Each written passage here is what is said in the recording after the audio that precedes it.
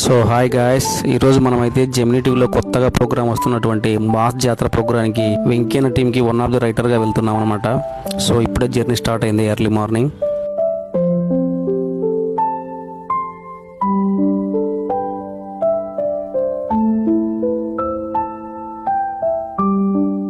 రామానాయుడు స్టూడియోలోకి ఇప్పుడే ఎంటర్ అయితే అవబోతున్నాం మనం.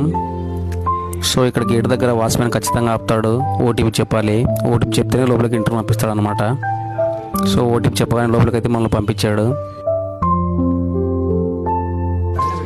సో మన స్కిట్ రిహార్సల్స్ స్టార్ట్ అయ్యాయి. చాలా సరదాగా స్టార్ట్ అయిందనమాట.